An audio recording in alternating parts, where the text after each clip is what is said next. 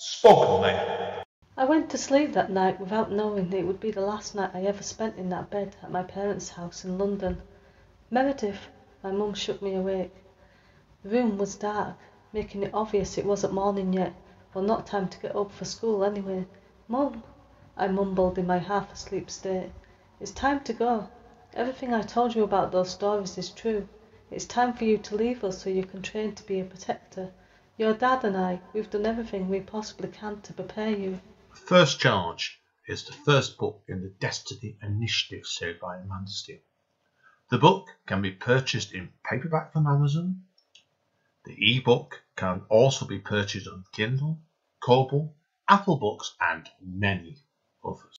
Spoken Thank you today for tuning in to Spoken Label. Spoken Label was originally set up at the beginning of 2016 and as of recording has over 200 sessions in our archive. Although the podcast can be heard on Anchor, iTunes, Apple, Spotify, YouTube, and literally 10 or 11 other networks, the full archive can be found at Spoken Label, all one word, spokenlabel.bandcamp.com. On Bandcamp, it is set as pay what you want, so you are entitled, if you wish, you can download it or stream it for nothing. But if you throw me a couple of pennies my way, it is always eternally grateful to help me maintain the operating costs and future running costs of this podcast. Enjoy. Spoken Label. Hi guys, and the end. Spoken Label. Back in the house on Zoom again today. We're going a bit further today across the seas. And this one's come from a recommendation from somebody I've just spoke to recently, Rosie. And she told me that after speaking to another someone else she's working with, she's also working with this gentleman we've got on today, who's from over in America, Tom Ovans. So Tom, would you like to introduce yourself to everybody? Tell them who you are, and obviously your story's going to go on for quite a while. Rather tell people what led you into music all these years ago, and we'll take it from there, mate. Hey, good to talk to you, Andy. I don't know where to begin. It all started a long time ago. I was on a carrot truck in the middle of Omaha or somewhere, and I fell off, and some people picked me up and stuck a guitar in my hand, and next thing I knew, I was on my way. So, Wow. But obviously, I'm making that up. So, but I started out. I know you were active, weren't you? So you seem to be like, according to an article I read up here from our Telegraph over here, it looks like your music career certainly came around when you're 18 or something, wasn't it? Back in 1971. Does that sound about right to you? Does it? Yeah, it goes way back, and I grew up in the Northeast, outside of Boston, and stuff, and left out of there probably when I was about 18 or 19, hitchhiking west, and because that's what everybody kind of was doing back in those days, and I was into music and writing and all that stuff, and so I just had a guitar and whatever else I could carry, and headed out west and spend about a year out there, just out in Berkeley, California, and going up and down the coast, Big Sur and stuff, and sleeping on the beaches, and had a little place in Berkeley for a while. And then I started making my way back east, and lived in Lake Tahoe for a while, and Boulder, Colorado, just all different places in between, Madison, Wisconsin, went through Chicago, and eventually I found my way back to New York City. And from there, I lived in Greenwich Village in mid-70s, early to mid-70s for about 3 or 4 years. Yeah. And pretty much living hand to mouth there, and playing on the streets and playing in what was, left of the folk clubs, and in the East Village, of course, CBGB's was just starting to get going when I was there and stuff. So, just had a lot of different stuff. And from there, I went back to Boston for a while, for a little bit. Then I went down to decide for some reason to go to Nashville and see if I could do something down there, and stayed there for about 18, 19 years, and wow, started making records, and you know, and I started making records kind of just by, you know, by accident, really. I was recording a lot of stuff, and I knew I didn't fit into the Nashville thing. I was just too much on the edge for those guys. And so I started making music, you know, just started recording it, and the distributor heard it, and he said if I could put it on CD, he could sell it in Europe. So that's how kind of everything started, you know, making, doing records and stuff. And that was back in 1991 when the first record came out. Wow. And so we just kept going and started touring, and I got picked up by Demon Records for a couple of albums before they sold out their label to somebody who knows. And then a small independent picked me up from there in the UK, and I just kept making records, and eventually ended up in Austin around 1999. Been here ever since.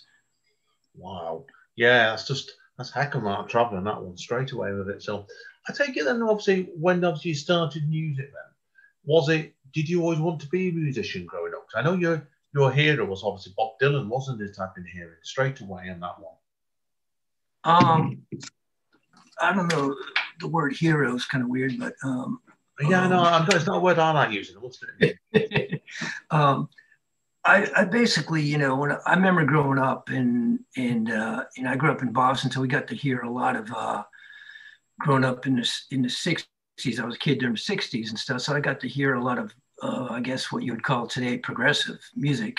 You know, I got to hear about all the folk singers coming out of Greenwich Village, and I heard a lot of early rock and roll and stuff, and you know, I don't know where at some point I was writing. I was always, you know, not writing, but in my head I was always writing stuff, and you know, then I don't know where I got to thinking to music. I think I had a cousin who lived with us for a while, and he had a guitar, and I used to leave it laying on the bed, and I'd go up there and steal some strums on it, and started got me going. And then at one point, somebody sent me a harmonica through the mail. I don't know who it was, and it's been a mystery ever since. But that was the kind of the first instrument I had. I was probably about 9 years old, 10 years old, and I started blowing harmonica and stuff. Then when I started hearing the folk singers and stuff, it was kind of in, you know, Dylan and Leonard Cohen and stuff, and it all came together. I said, you know, because I was always thinking about writing words and reading poems and stuff, and then music came along, and everybody was kind of throwing that together. And it was at that time, it was kind of considered an art form, you know. Not necessarily a craft like it is now, but it was an art form. You know, people are actually trying to do something with it. And so that got me into it. You know, of course, the whole British invasion thing was kind of cool, you know, with the Beatles and the Stones and the Kinks and, you know, the Animals and Van Morrison and them and all those guys. And then it all leads you back into the Muddy Waters and John Lee Hookers and the Howlin' Wolves and the Jimmy Reeds.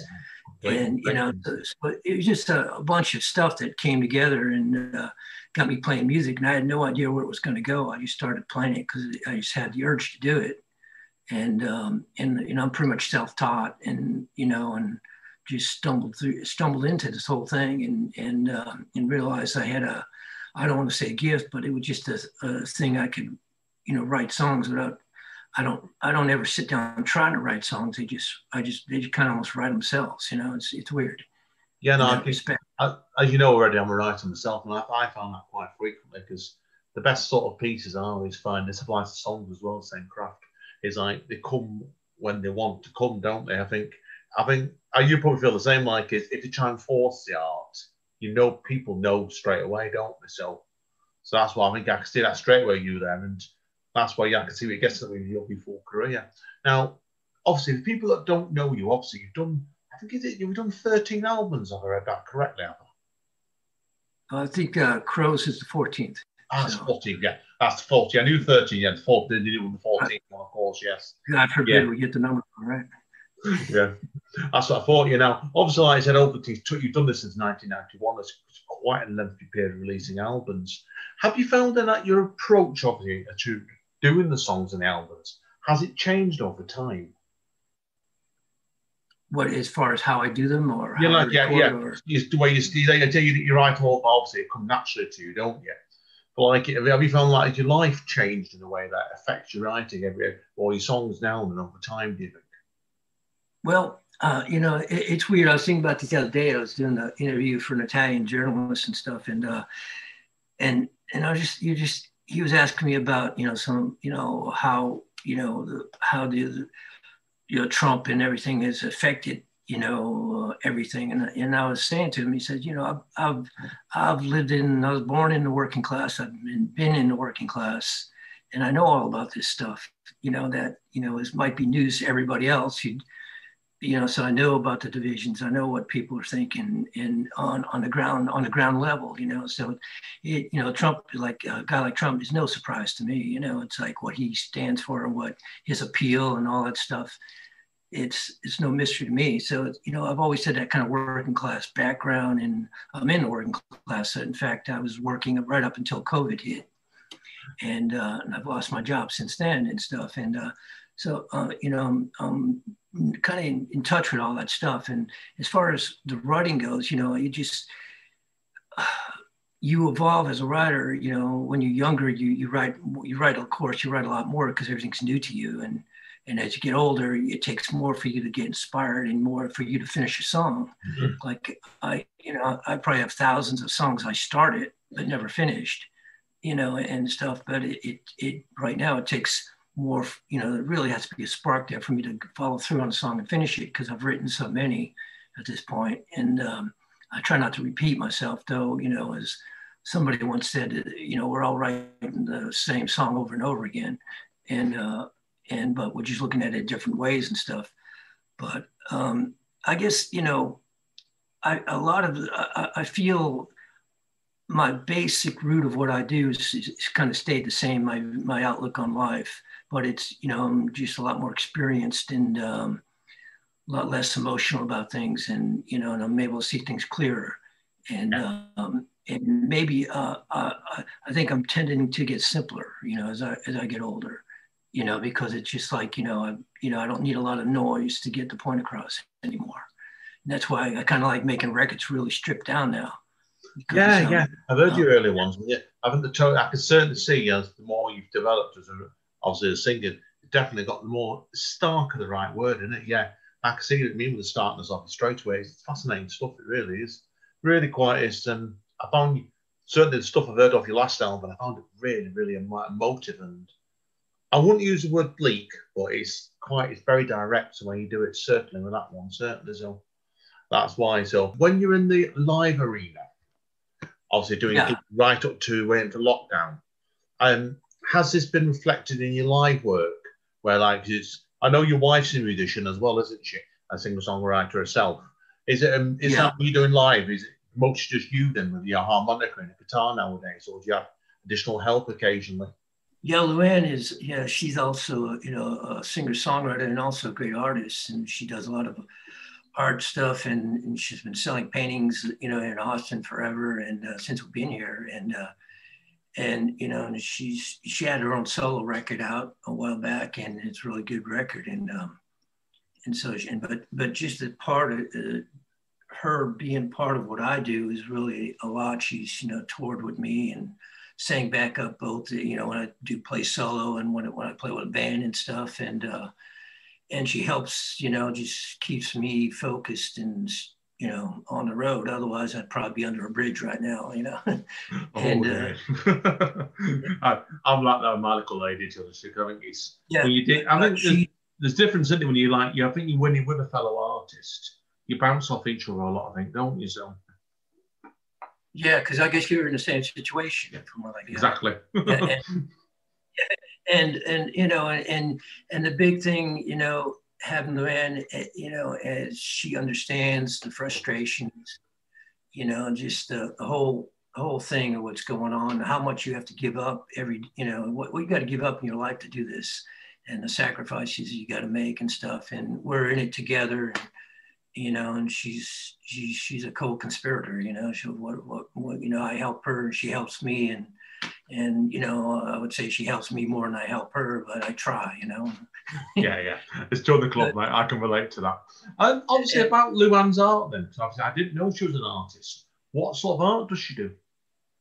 Well, she does a lot of, she does, you know, basically she's self-taught. So it's kind of cool to watch her evolved over the years, you know, and she started painting seriously in Nashville and just watch her grow as an artist over the years. It's been great. She does a lot of abstract, a lot of impressionistic stuff too. And just whatever comes to her thing, she goes into different periods, you know, and it's kind of cool to watch. And right now she's really in a really abstract period of, you know, and she's doing, you know, kind of figures and images and mixing colors together right now. And it's really cool stuff. And Brilliant. kind of it's cool to watch. And, you know, you can see it. She has her own website and stuff and luannbardash.com and stuff. So, and to check her out. And I know that she's working on getting a website into where she wants it to be. So, but it's been great, you know, both of us together, we're doing our thing and watching each other grow as artists. It's been a great trip. Oh, and yeah. it's, you know, it's a rocky road, you know, it gets road and get pretty rocky. You know, it's, you know, it's what we do and we keep on, you know. Yeah, no, I can get you completely with that, and I agree completely. So, can you next explain to us then? Obviously, I know as a musician, and obviously you've covered a lot of ground already. Like you've done a lot on your album and live with bands and also solo. Can you explain to us the differences when you approach both like this? I think the main difference, you know, playing solo and with a band, it's just, you know, when you start playing solo after playing with a band, it feels refreshing. But then after a while, you want to start playing with a band and begin band again because you get tired of your own playing, and you have nothing to bounce musical ideas off of. And you know, and also playing solo is everything's on you every night, every moment you're on stage is on you. And with a band, you can just kind of step back and you know a little bit and let other musicians take over for a bit and just you know recharge yourself or just relax a little more.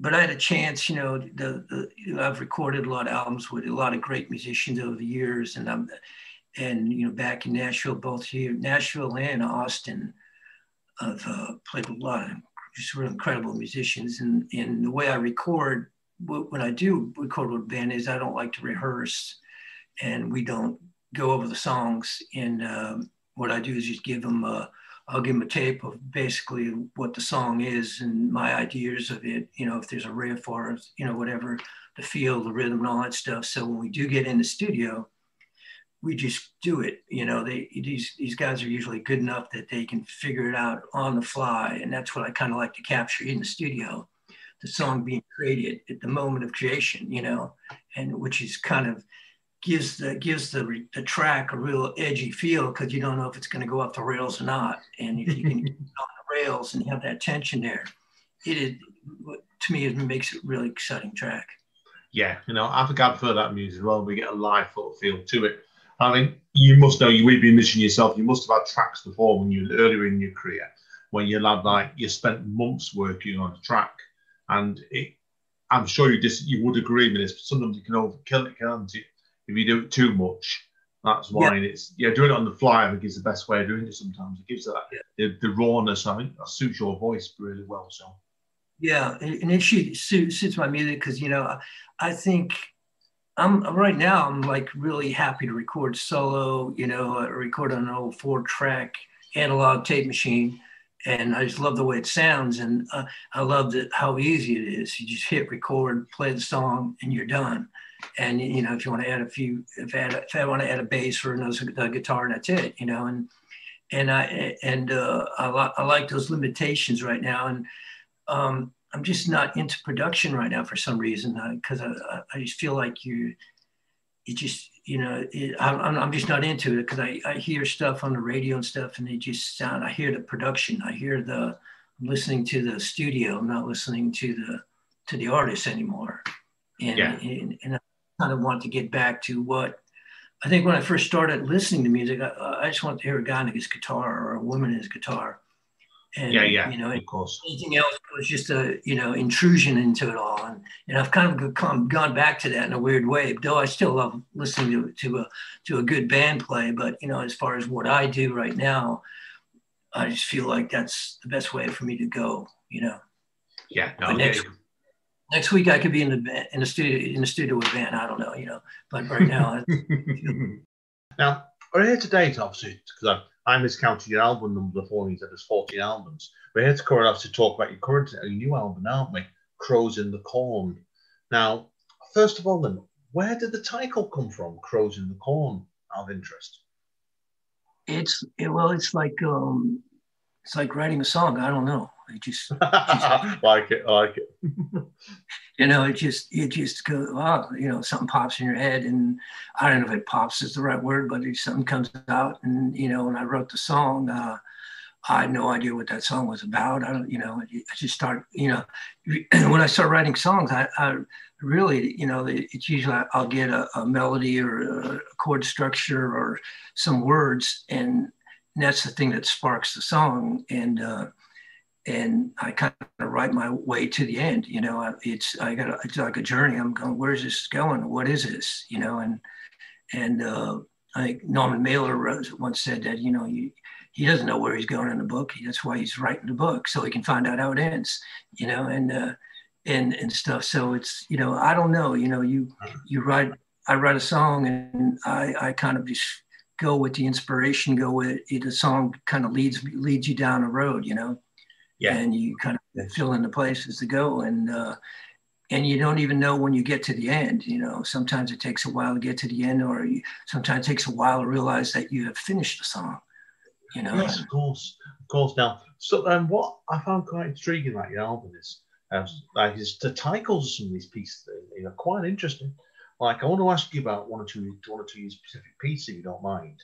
I really enjoyed hearing Spaghetti Blues. Now, obviously, people wonder about that song, and that one's about strong song about struggling against the odds and indifference, really. And that one, that's quite, I found it a very unnerving piece, that. So, where did the title come from, Spaghetti Blues? Because it's a very unusual title. Well, that's someone asked me if I was being ironic about that.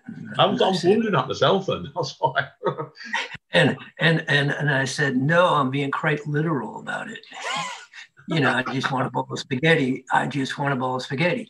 And spaghetti's always been, I grew up outside Boston. I grew up in an Italian neighborhood, really. And then every Wednesday night was spaghetti night, And, and it was like the one meal I know as growing up as a kid, I knew I would get enough to eat. I had two brothers, so nobody never had enough to eat, and you weren't hungry or nothing, but, you just couldn't eat until you're just, and spaghetti, when you had spaghetti, you always knew you're going to have enough to eat.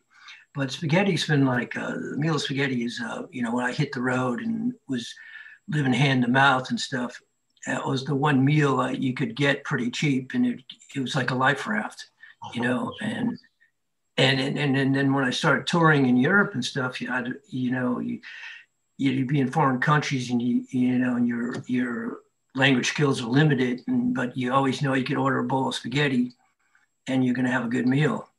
And, so it's, and the song, what the song's about is, that it's kind of eating a bowl of spaghetti is like a life raft to keep you going food wise, but the main of the song's about it, just the struggle to keep going when everybody's, telling you to stop or that you're wasting your time, but it's what you are, it's who you are. And that's what the song's about. It's about, just keeping going. And, like you say, as an artist, you would know, you're just doing it in the face of all odds. And that's what that song's about. It's about the struggle of keep going, and with spaghetti as the food substance to keep you going. Of course, I get you straight away with it. Now, I don't want to go, obviously, because I could be able to ask you questions about the album, because there's lots of good stories on this album. I do recommend people track it down, certainly. Now, what I want to ask you about is what made you want to revisit one of the last songs in the album, Avenue of the Americas, aka Sixth Avenue, which obviously I know it was previously in your 2001 album, wasn't it? Still in This World. Right. And what it was that when I recorded it for Still in This World, I changed it up musically, and I made it kind of more of an open tuning blues thing. And I don't know why I did it, but that's kind of what I was doing at the time, and it was inspiration. I had to do that song that way. and it came out great and stuff. But I always knew the original way I wrote the song is the way it is on Crows. The melody is different, and the chord structure is different and stuff. And the words were all the same, but it's the way I originally wrote the song. That's the original inspiration, and the way it is on Crows. And I always knew when I did it the other way, at some point, I owed it to the song and to the inspiration of that song to do it the way it came. I wrote it.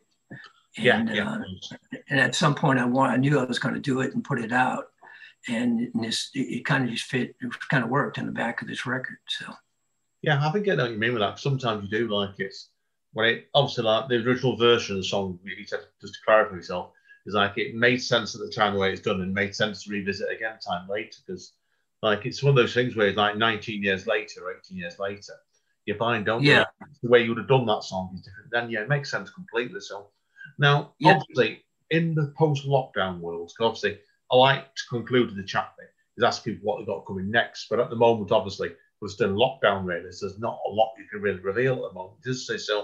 So if obviously it clears after into the new year when this will get released, do you envisage you'll be out playing concerts again then, do you reckon? Or yeah, I would, I would love to do it,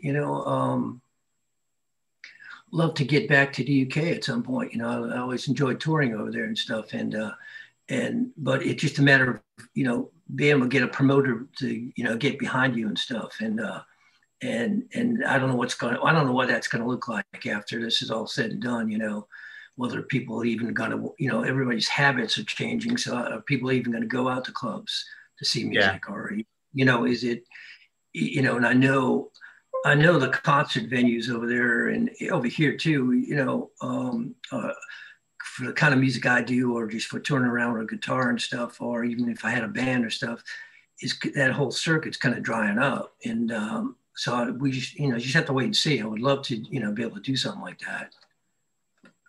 Yeah, no, straight away. I think the situation we're all in, just a case of wait and see. I know you're into an artist myself, really, and a lot of it is just hoping, because the prediction going around at the moment in the UK is, and this is quite worrying actually. Sorry for this.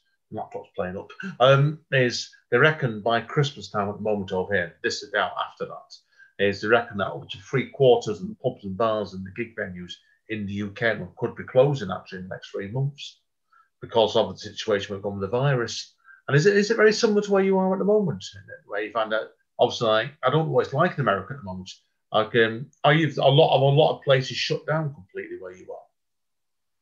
Yeah, a lot of the I think in Austin, a lot of the bars were shut down for a long time. A lot of clubs went out of business. And same over here at the moment. Yeah.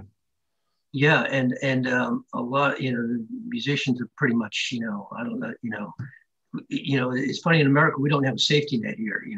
You can collect unemployment for a while, but once that dries up, you're pretty much, on your own, and no one's going to save you. And so I don't know what's going to happen with that, but driving around Austin, there are a lot of people living in tents right now. I mean, people living in tents right out on the street. You can, it's awful. It's it's horrible what people are going through. And Austin's a rich city. It's got a lot of money in this town. Wow.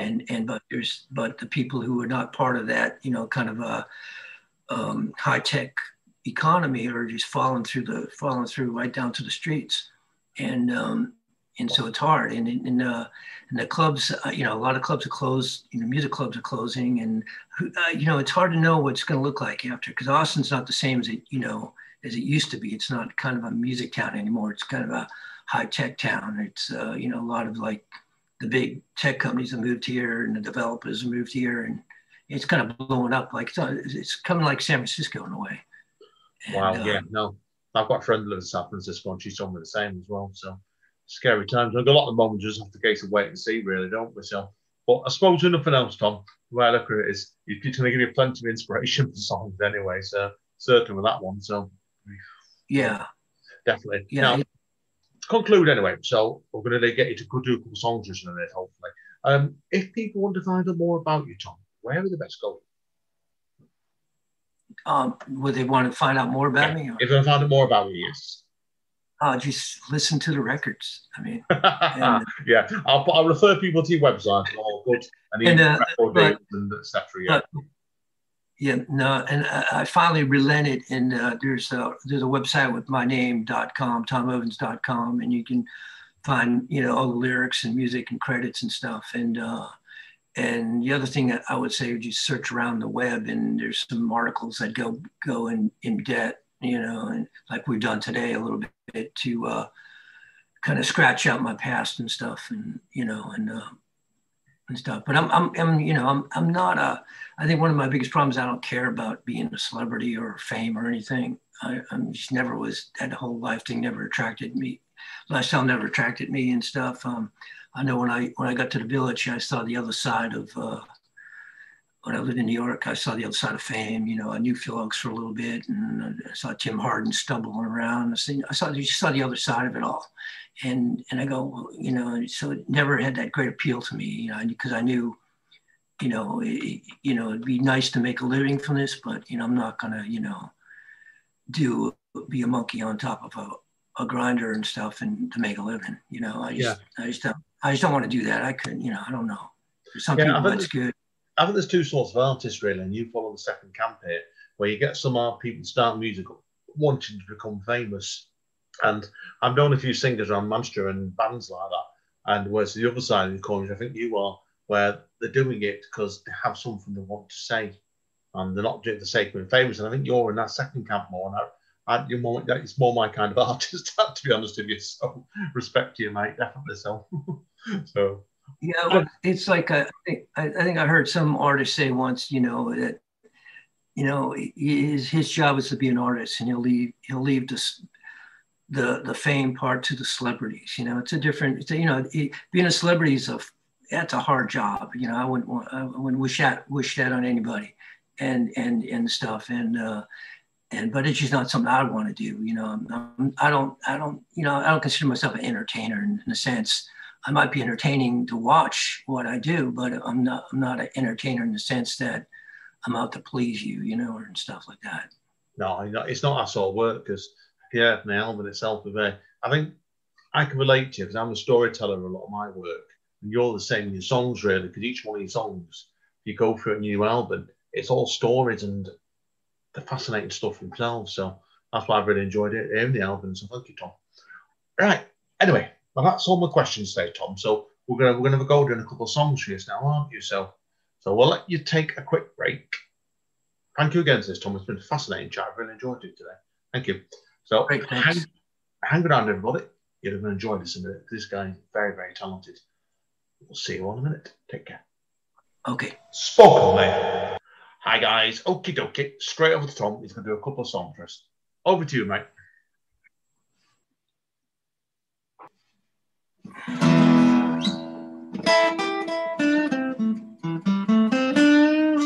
We got change up.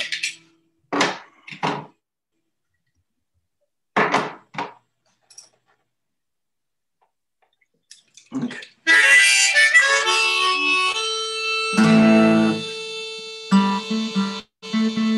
It's called Mama Went to Arkansas.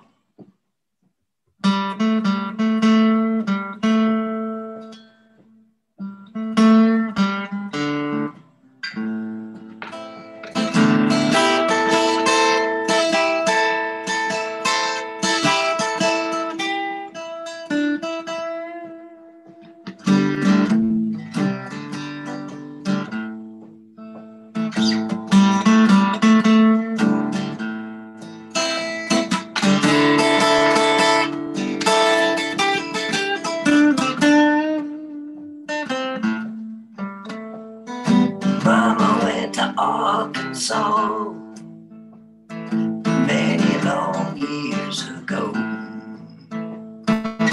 Daddy got in his car looking for her, you know. You went looking for her, you know.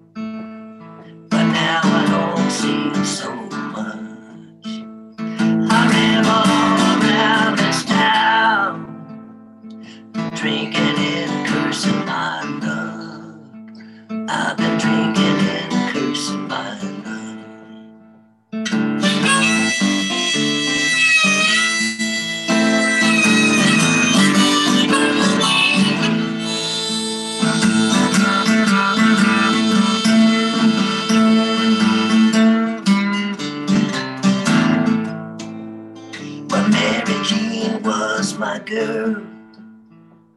I asked her to be my wife, but she left to see the world.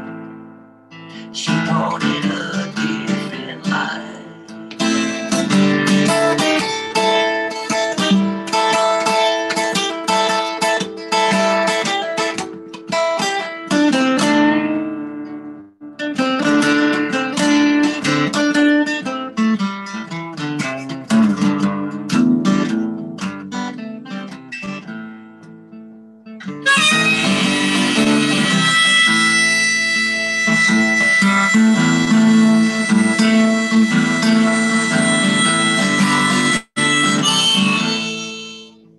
Sometimes I get the feeling wild.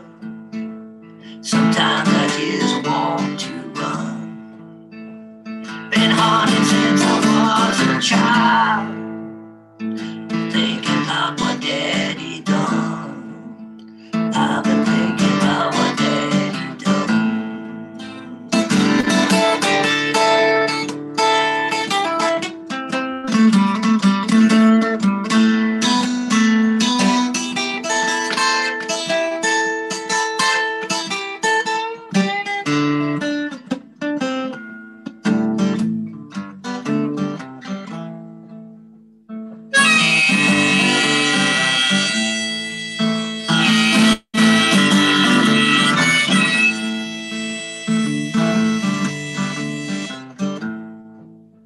Yeah, Mama went to Arkansas many long years ago.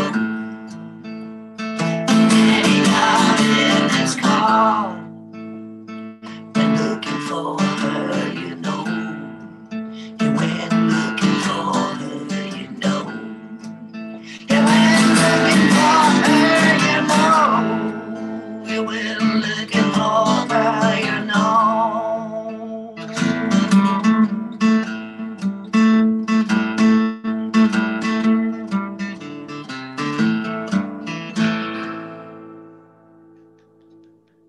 Tremendous, absolutely brilliant. That. Oh, wow, fantastic, Yeah.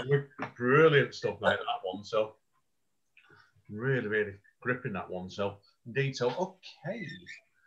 Okay, this is called the Po' Boy Blues.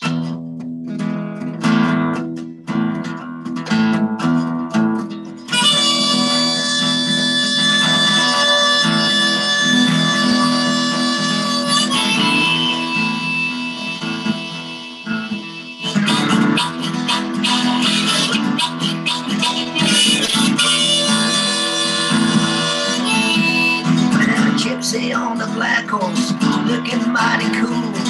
5-cut stud boards, breaking all the rules. Someone said you gotta be kidding, this can't be real. You're part of the problem, boy, you ain't part of the deal.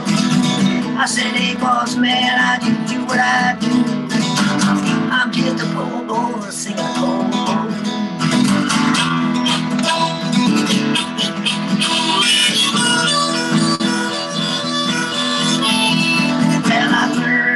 Juggle, man, I learned to play guitar. I learned in the end, it don't matter who you are. I seen your holy rope is coming rolling through my town. Turn out in lines and cut a man down. Say what you want, man, I ain't got nothing to lose. I'm just a poor boy singing a poor boy blues.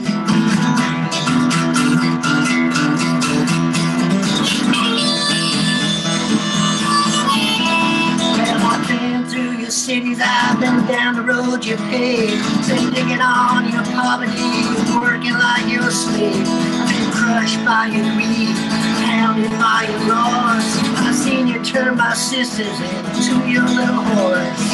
Now you have the nerve to tell me that I ain't nothing new. I'm just a poor boy singing a poor boy blues.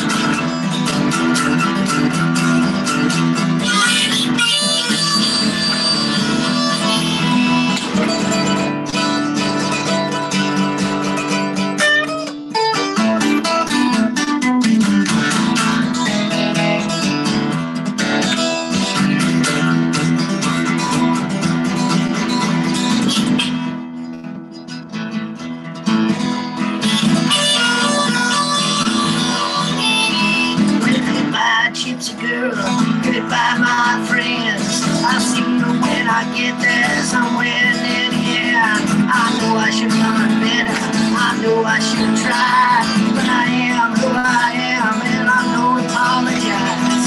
I guess we're lucky, mister, I ain't nothing like you. I'm just a poor boy singing a Hallmark blues.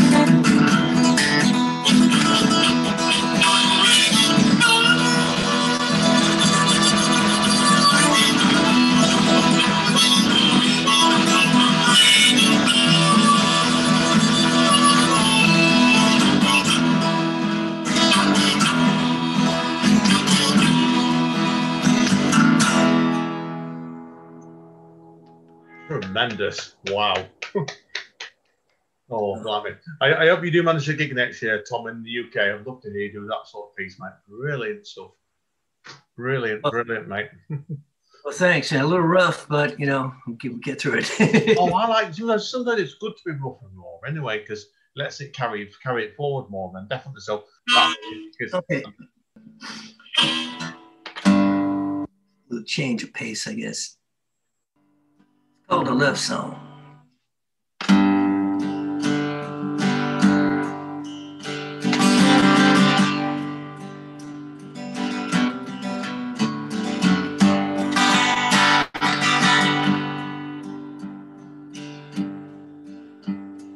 Wanna write you a love song, wanna sing it out so loud. Want the words and the melody to rise above this crowd. Wanna tell you I love you, wanna make you understand. I want you to know I need you, babe, to come and take my hand. Well, I'm just trying to sing only words that are true, and I'm just trying to sing that I love you.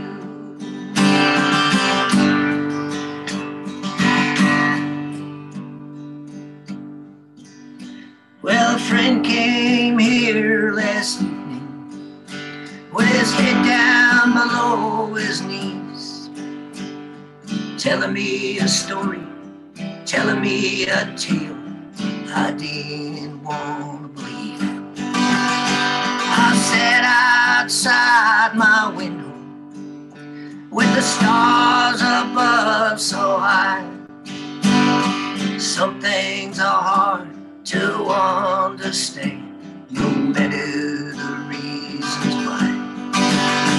Well, I'm just trying to sing only words that are true, and I'm just trying to sing that I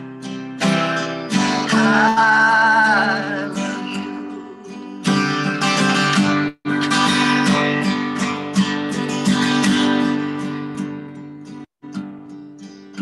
Well, maybe tomorrow we'll find you back here in my arms. Maybe tomorrow we'll find you still under a stranger's charm. But I'll be here singing this song I wrote for you. You know I'd give you all my best, that's all I could ever do.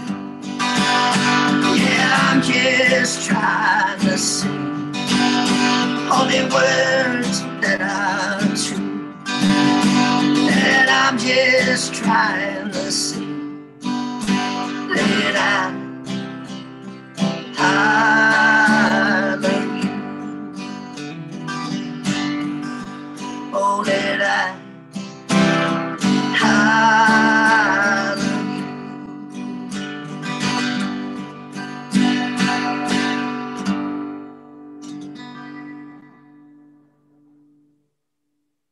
Superb. Absolutely superb again, that, Tom. Great way. Nice change of tone to the other two pieces that as well. So brilliant stuff, mate. So.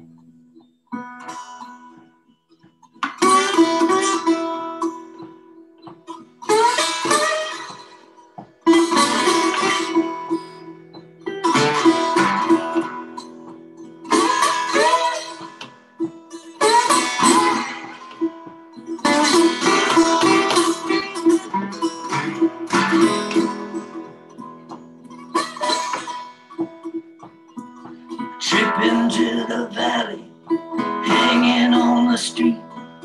Somebody once told me, son, you're on 2 feet. I got caught somewhere where the desert wind blows on a highway to hell. You know I nearly froze. It's a hard road, baby. It's a hard road, mama.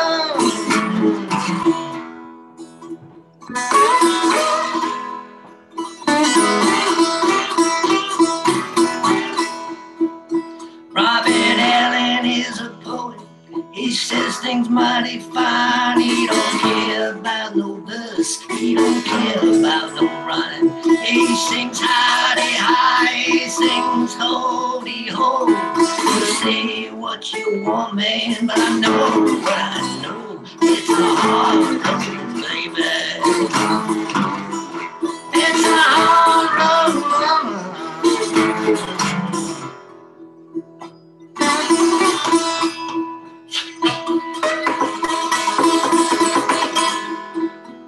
Hiding riots in the west, up and down the avenue. The rebels are on the run and the gunmen on the move. Eyes in the sky, boots on the ground. You speak truth, the power boy, you know you're trouble bound. It's a hard road, baby. It's a hard road, mama.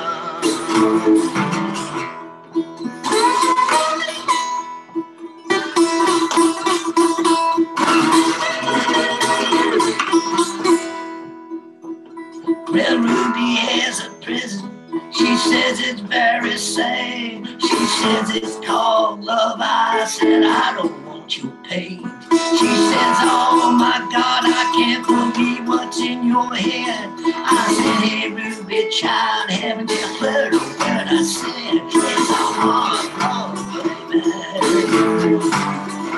It's a hard road.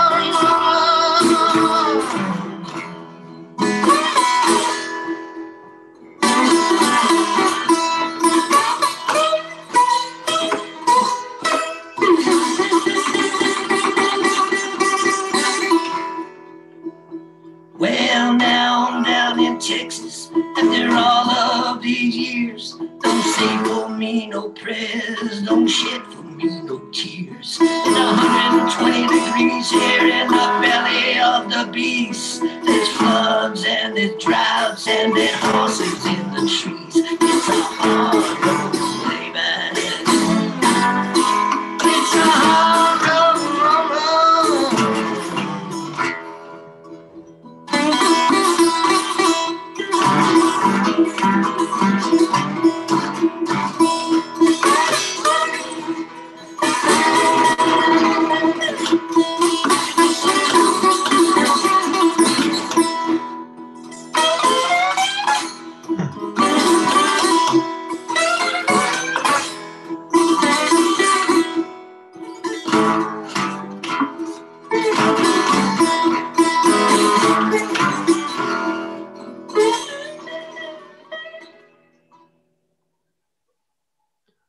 Tremendous. Wow. Brilliant, that one, Tom. You had that down to a T then, mate. Thanks. Yeah, I knew straight away Hard Road Mama. I knew that one straight away. I remember playing that one on the album when I played it. That's brilliant, mate. Cool. I just I recorded it in the album. I didn't do a slide version, but I got this little old Stellar guitar, which I got at a fire sale. A guitar store went up in flames once, and they sold all their guitars, and they were all covered with soot. So I picked up this guitar for $25, and I spent like a month, 2 months just getting the soot off the off the thing. So, and it's always been a great slide guitar because you can't do anything else with it because the action is so high. Brilliant. It's about 70 degrees here in Austin today. So Was it really? Oh, blimey, we're quite cold in here today. We are. It tried snowing last week round here. So that shows you how cold it was around here at the moment. Yeah, it's we go back and forth here. The beauty about Austin is the weather can get real crummy, but you know in 3 or 4 days it's going to be 70. You know? Oh yeah, I can believe you that. In our case, where we are in Manchester, it's always raining. We get used to the rain and occasional bits of sunshine. But it's been raining today as well. We've had quite bad wind as well. So, but yeah, I love when I see advertisements for London. It's always sunny. Come to Manchester, it's always raining. Okay, I wanted to go and try.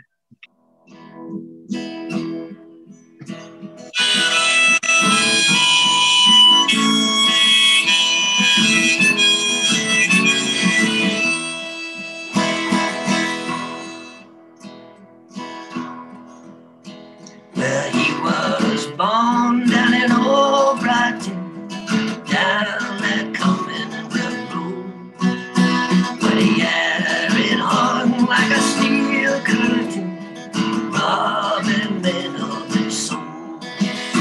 And he grew up fast and he grew up on the streets of poverty, and he dreamed of the day he would sail away far across the mighty sea.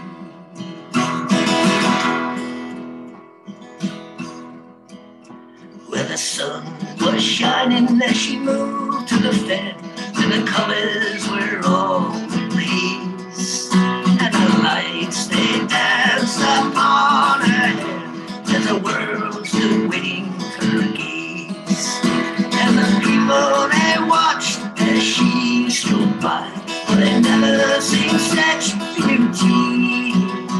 And in a moment it seems like God was watching down by the mighty sea.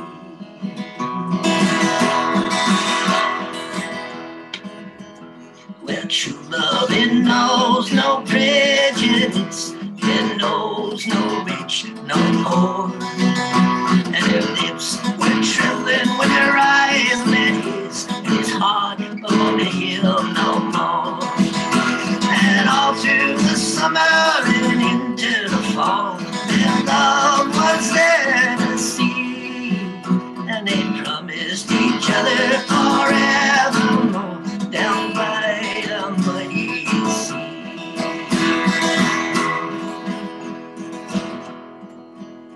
Oh, Father, Father, her mother cried, what are we to do? Our God is out there, she's running wild, and the Savior we must be true. And 3 men, they found him in an alley one night, and threatened his family, unless he went away the very next day far across the mighty sea.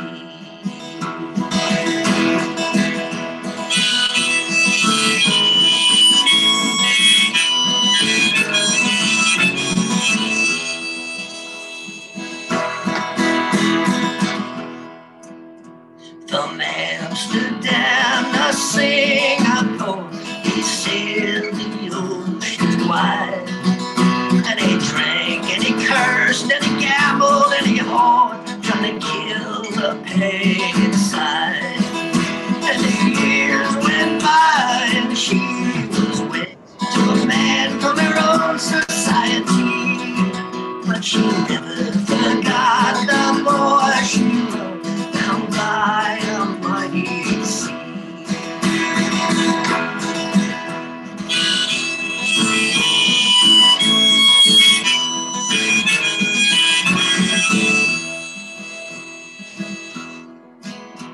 Well, I was playing down in Old Millstead, down on Bleecker Street.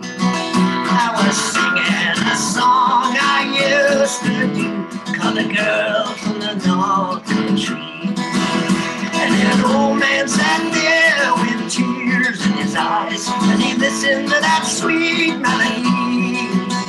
And he dreamed of the girl he loved years ago, far across the mighty sea.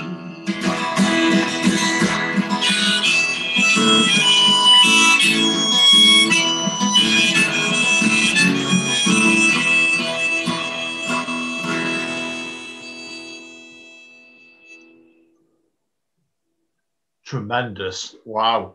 You really have that down to a T then, Tom, as well, mate. Brilliant stuff, mate.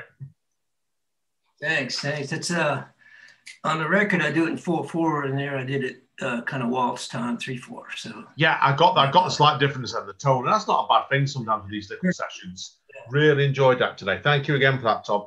Much appreciated today, mate. So it's been a great way for a Sunday evening for me, that. So great, thanks, man. Hang around, mate. I need to speak to you off mic. But I want to thank you again today for the special session today. Really enjoyed it. So okay, great. Thank you, Andy, for having me, man. My pleasure, mate. So, right, guys and girls, as I always say, stay safe and stay over. See you all soon. Spoken, mate.